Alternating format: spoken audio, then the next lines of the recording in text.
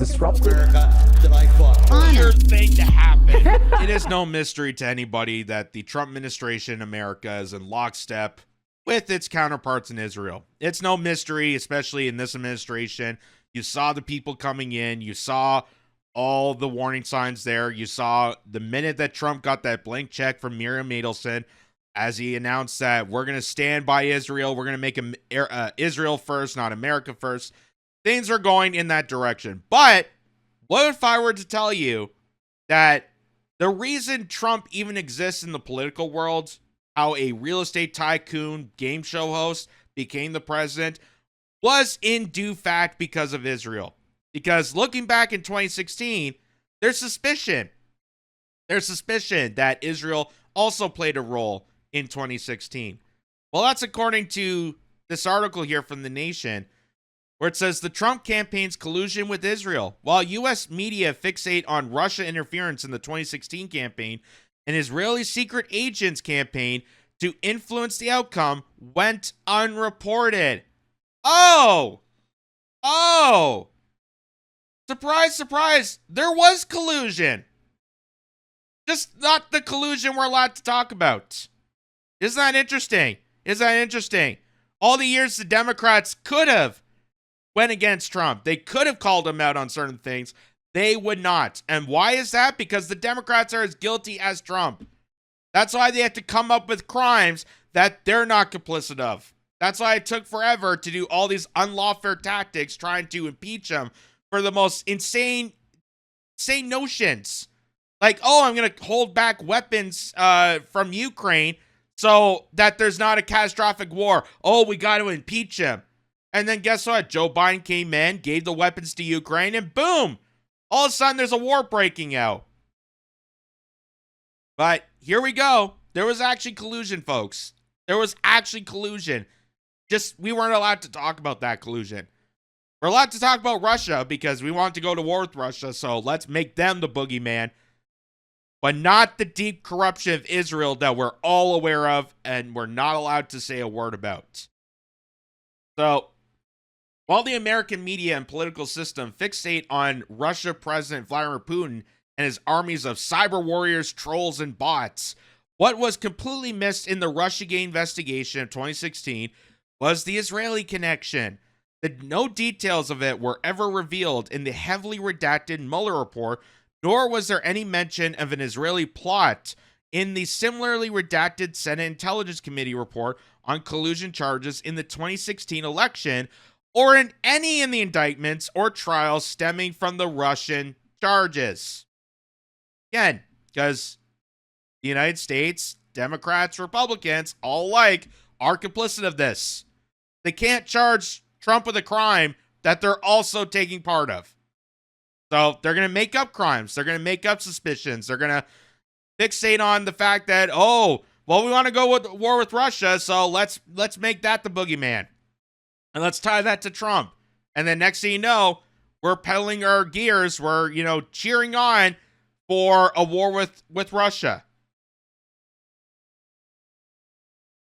Nor did any mention of Israeli involvement ever leak into the press. Yet I can reveal here the details of an elaborate covert operation personally directed by Prime Minister Benjamin Netanyahu that aimed to use secret intelligence to clandestinely intervene at the highest levels in the presidential election on behalf of Trump. Go figure. Go figure. It's not a surprise to me, but it might surprise a lot of you to note this. Shadowy hints of the plots only became visible with the little notice released in 2020 of the heavily redacted May 2018 FBI search warrant and its accompanying affidavit. As part of the Mueller investigation, the Bureau had conducted an extensive search for any foreign interference in the 2016 election, and the warrant was directed at securing the Google accounts of a mysterious Israeli agent acting under the direction of someone identified as PM. The FBI agent who wrote the affidavit note, I believe PM refers to the Prime Minister. Really? I thought PM stood for, we're doing this in the afternoon. I thought it's just a time reference. I wouldn't put, Prime Minister and Israel together. Who would have thunk that? Given all the lobby funds that are given to politicians year after year, the blackmail, the deceit, the fact they've been doing this since 1948. Who would have thought this would be about? Who would have thought this would come? In the spring of 2016, no issue was more important to Benjamin Netanyahu than Donald Trump winning the White House. The GOP presidential candidate was key to everything he was after, from ending the Iran nuclear agreement. Just remember that. Donald Trump ripped up the nuclear agreement that Iran had installed to make sure that there wasn't going to be weapons of mass destruction. So anytime you hear America backing out and saying, no, we didn't cause this war, bullshit. America has as much to blame for this attack as Israel. They are both in lockstep. They both plotted to seek destruction on Iran. They are both at fault.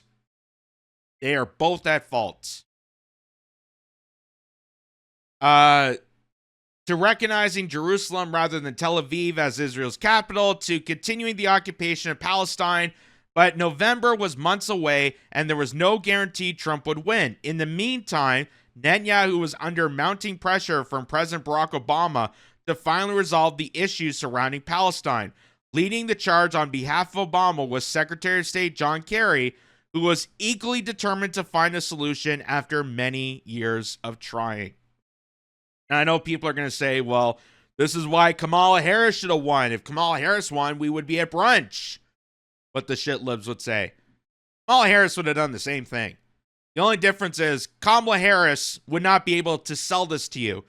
This is why they need a character like Trump. This is why Trump, as much of a mealy-mouth he is, as much of a two-face he is the perfect embodiment of a salesman to deliver the destruction of Palestine, to deliver the onset genocide of Gazans, the manufacturing of a mass surveillance state on the behest of Palantir. He's able to deliver that to you. He's a salesman. He's a real estate tycoon. He's a businessman. He's able to go on camera and pitch this to you like sunshines, unicorns, and rainbows, even though this is going to destruct you. This is going to occupy you. This is going to take control of you. This is the worst of the worst people could imagine. And it's really embarrassing. It's really embarrassing that even people that for years have warned us about Bill Gates and globalization, the WEF, are suddenly okay with Donald Trump doing the same thing. The Alex Jones types, the right-wing commentators. Oh, well, if it was Bill Gates doing this, then it's awful. But Donald Trump seems to be a nice guy, so I'm going to be okay with it. I'm going to be okay with mass surveillance.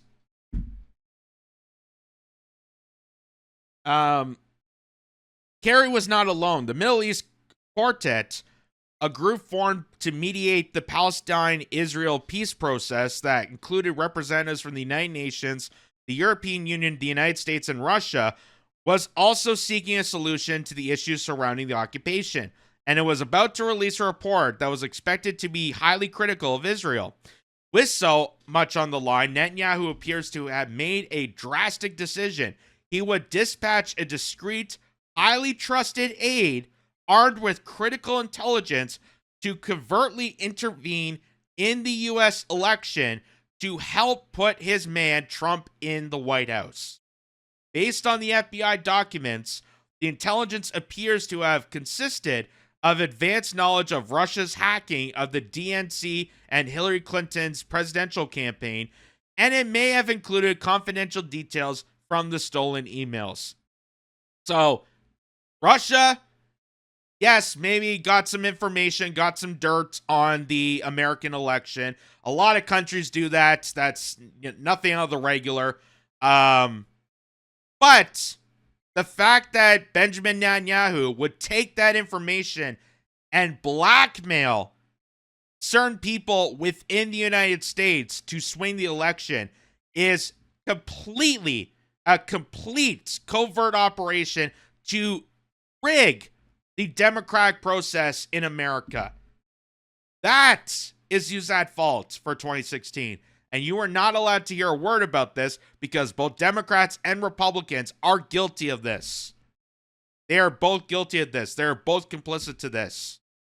So, congratulations, your democracy was hijacked. Just not Russia.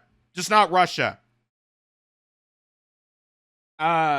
It was most likely obtained by Israel eavesdropping operations that were targeting secret Russian communications as well as those of WikiLeaks. Although the affidavit did not specify any individual defendants, the numerous potential criminal charges laid out in the FBI documents spoke to the seriousness of the Israeli plot. They included violation of the foreign contributions ban, which prohibits foreigners from contributing money or something of value to federal, state, or local elections. Other charges include aiding and abetting conspiracy, wire fraud, and attempting conspiracy to commit wire fraud. Still another charge. Unauthorized access to a protected computer indicates Israel may have conducted illegal hacking operations based on the emails and text messages contained in the documents. The conspiracy began in the late spring of 2016 when it was beginning to appear that Trump had a good chance of winning the Republican nomination. Again, sadly, I'm not surprised. I'm not surprised. Israel doesn't agree with any law. They don't go with international law. They wiretap. Again, the whole formation of Israel, the reason it exists is for blackmail, for deceit, for decisive purposes. It's not there for Jewish people. They couldn't care less about Jewish people. They're beating up Jews within Israel that are not on board with the Zionist cults, with the war profiteering. If you're not on board on this gravy train, we're going to beat your ass. That's what they're doing to Jews in Israel. In fact, more Israelis are leaving the country than there are coming in. And Benjamin Netanyahu and his insect government is trying to block people from leaving the country. This is a boogeyman. This is an ultimate evil, barbaric, insane monster.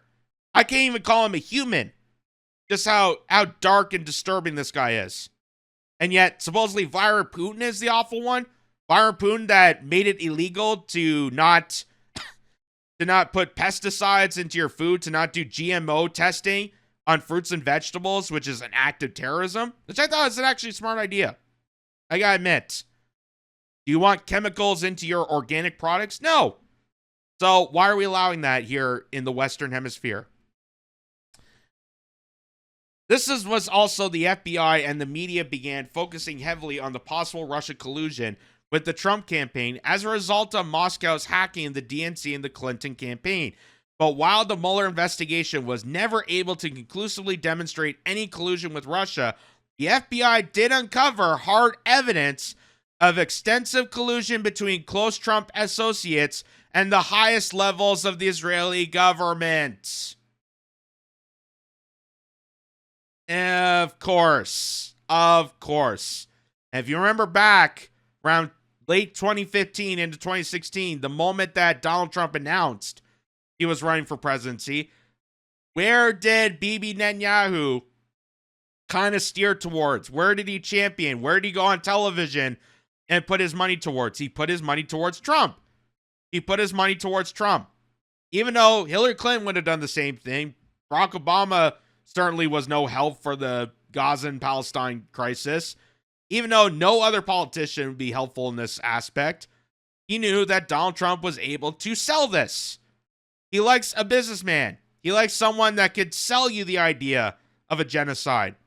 And if you even look at the recent events where Donald Trump put out that AI-generated video of saying how beautiful Gaza was going to be. Oh, we're going to make it a 5-star resort. There's going to be water slides.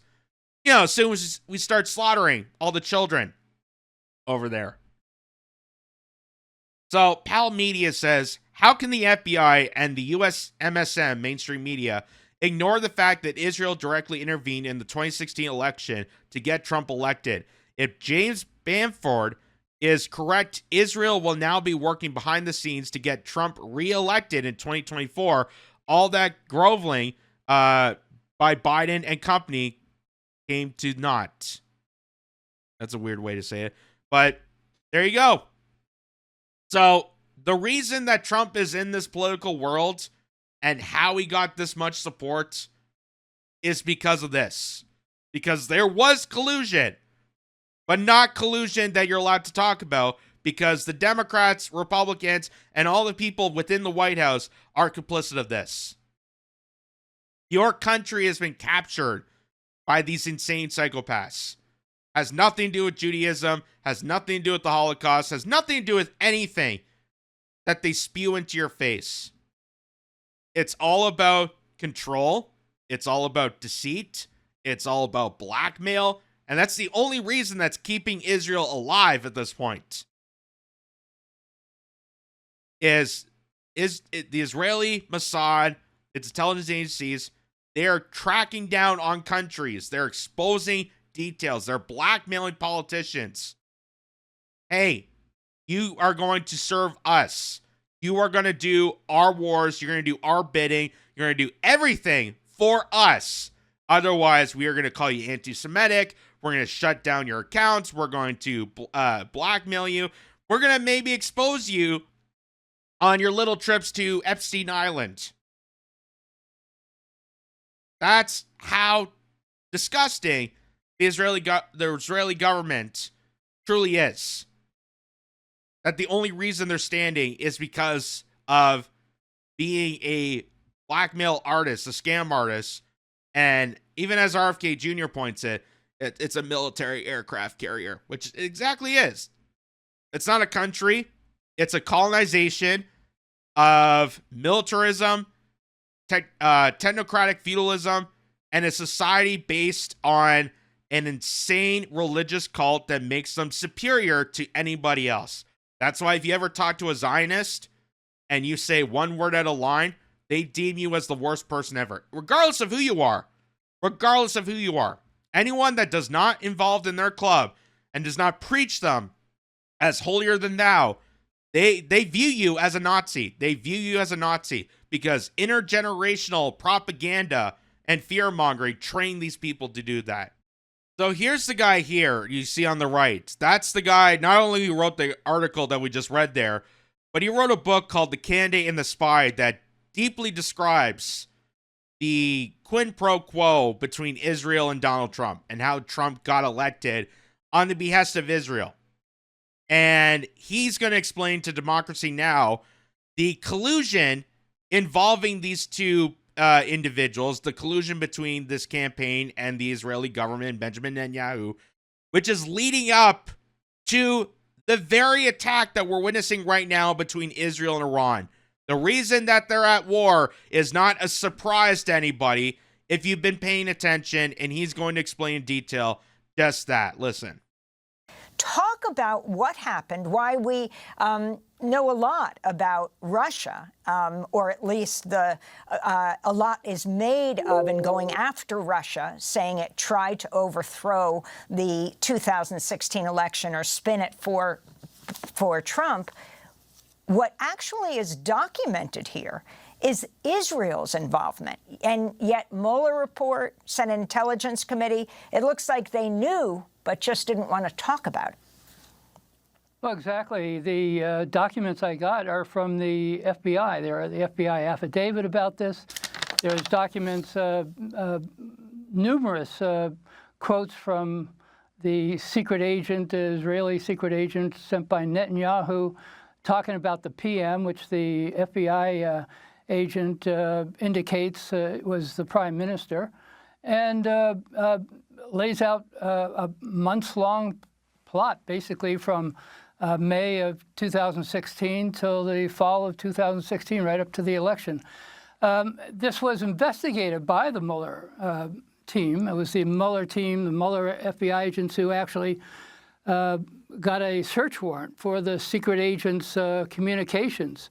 And that's what these documents are. These are the basis of that investigation from the FBI and the Mueller team. But all this was redacted from the from the final Mueller report. All they focused on was Russia, and in the end, they basically gave Russia a bill of health. They said that there was no collusion between Russia and the Trump campaign. They left out a little bit from the report, and that's that there was collusion, but it was from Netanyahu and Israel to the Trump campaign, and it went on for months and months, and involved providing. And the reason that they blamed Russia instead of, say, another country was strategic. They wanted to not only divert attention away from the obvious collusion between Israel and Donald Trump, but also in the fact that they wanted to lead up to a war against Russia. So why not trick the people and think that Russia was involved in the conspiracy of hijacking the 2016 federal election to bring Donald Trump to power, that Donald Trump and Vladimir Putin are buddies. Even though we've seen George W. Bush fishing with Vladimir Putin, we've seen, Hillary Clinton buying uranium from the Russians. We have seen all this, all the politicians adoring Russia, how great it is. Oh, it's a beautiful country. I'm going to go over there and visit. Moscow is so great. And then 2016 happened. Oh, well, since we got this loudmouth here, and we want to go to war, yeah, Russia did it. Instead of Hillary Clinton blaming herself for losing her own election.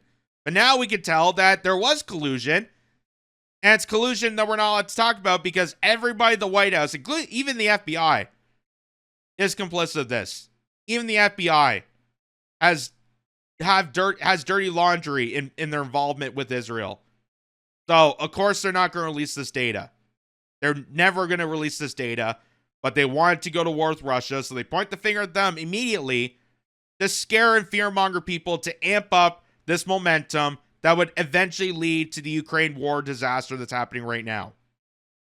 The Trump campaign with secret access to the information that the Russians were picking up from Hillary Clinton's campaign and the DNC.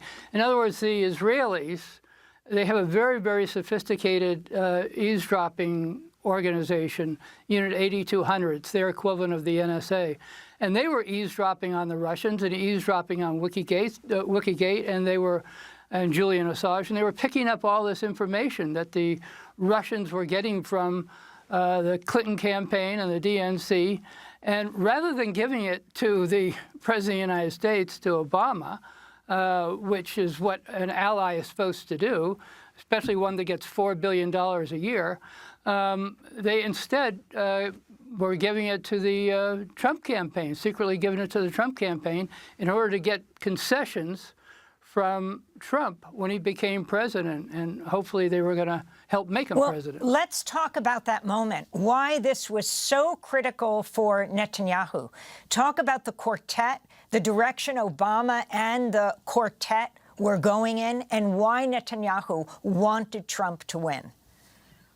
Well, a key reason he wanted Trump to win was because Trump vowed to throw out the nuclear agreement with Iran. And ding, ding, ding, ding, ding, we have a winner. Winner, Gagnon. So, people should not be surprised that Iran and Israel are attacking each other if you've been paying attention to this lead up. They needed Donald Trump to become president to rip up the nuclear agreement, pander to the neocons, pander to the Wall Street tycoons, pander to the military-industrial complex, make up this fable that Iran is building nuclear weapons of mass destruction, even though Iran, to the T, was agreeing to this treaty and sticking by word. The United States fell short. They completely dismantled this agreement because they want to attack Iran. So don't for a second believe any person within the intelligence communities, within politics, within anywhere in the media that are trying to wipe their hands off and say, America's not part of this. America's not part of this. This is all Israel. We told them not to do this. We told them to stay. Even Donald Trump saying, we had a deal. We had a deal. It's all bull. It's all bull. They are just as responsible as Israel itself. And they're in lockstep because they've always wanted, it's been part of their agenda to attack Iran. America probably wanted to do it for the oil reserves and for the natural gas. Israel wants to do it to, wipe out another one of their supposed enemies and seize territory. They both had a purpose. It's different from each other, but they both are in lockstep for this operation. And people are aware that if you attack Iran, there is going to be huge consequences. Never get yourself involved in this, because it was going to lead to World War III. The Obama administration worked very hard on and was very useful to the United States. And Netanyahu didn't like it. He didn't want it. He wanted Trump to get rid of it, and Trump was planning to do that. But he wanted a second thing, too. The Obama administration was putting a great deal of pressure on Netanyahu to work out an agreement with the Palestinians over Jerusalem, which is divided. The final agreement over Jerusalem was going to be divided between the Palestinians and Israel. Israel wanted, Netanyahu wanted the entire city to be Israeli. And so they were putting pressure on the Trump campaign saying, look, this is what we want, and we can help Trump get elected, but we have to have basically have to have an agreement that he's going to help us on this issue over the sovereignty of Jerusalem. And in the very end, that's what happened. There was a secret meeting, or at least a private meeting, in the Trump penthouse in New York, just between Netanyahu and Trump. And after it was over, Trump came out, and that's what he said. He said that if I'm elected president, I'm going to move the U.S. Embassy to Jerusalem and declare Jerusalem the capital of Israel. So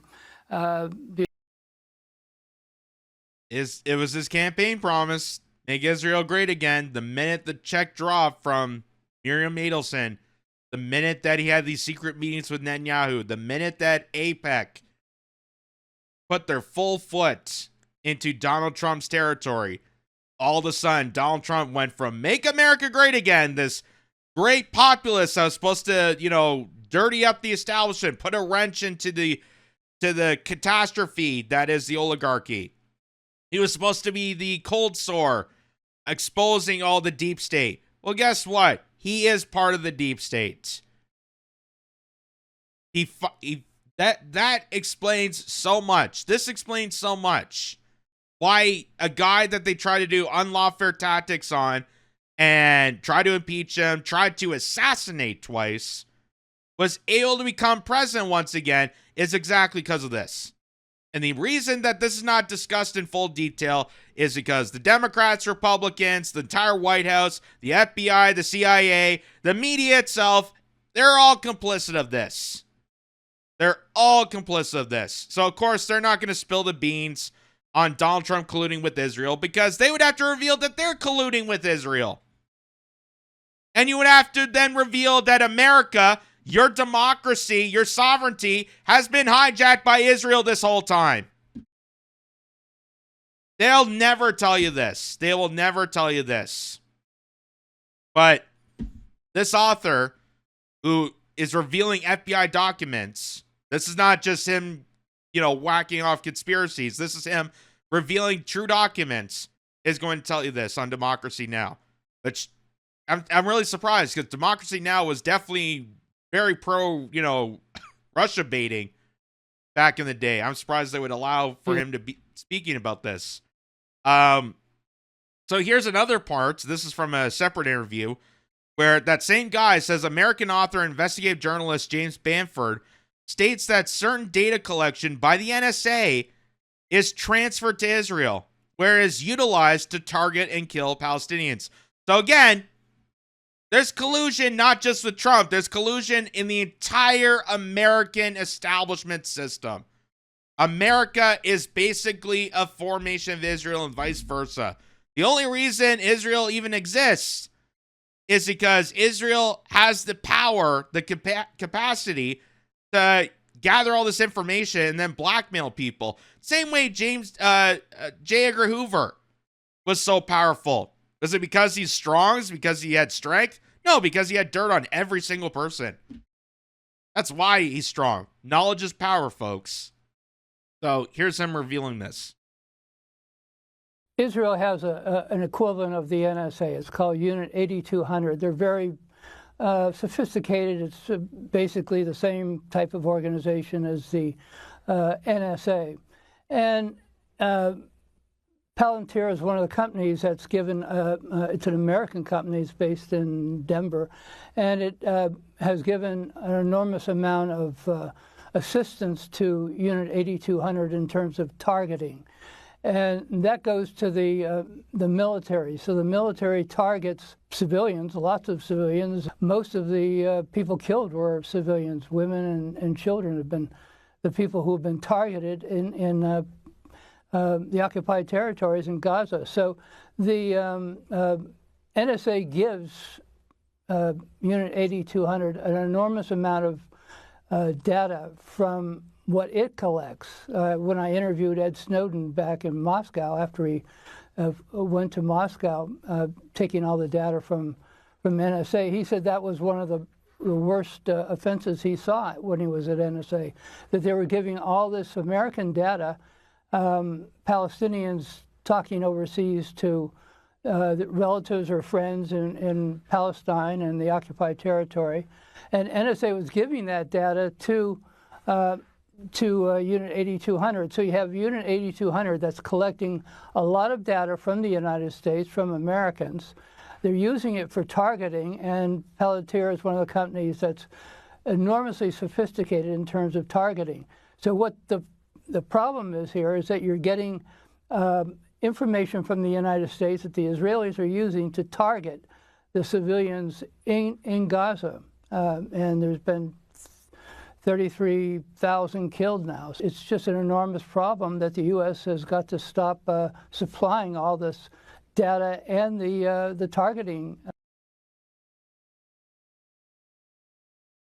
It's truly a disgusting small world. What did George Carlin say? It's a big giant club. You ain't in it. Although in this case, it seems like a smaller club, actually. The very few powerful individuals that you don't know the names of, you're not allowed to know any details about, but they do gather together at like Bilderberg meetings, or heck, even the G7 summits that's happening in Alberta right now. That's part of a, conspiracy gathering together world leaders to talk about the worst of the worst. You think they're over there talking about Survivor and eating snickerdoodles? No. They're talking about stuff like this. They're talking about the transfer of your personal data for their benefit of seeking destruction against humanity. That's what all that's about. And here, just to show people, this is from the Israeli publication, Times of Israel.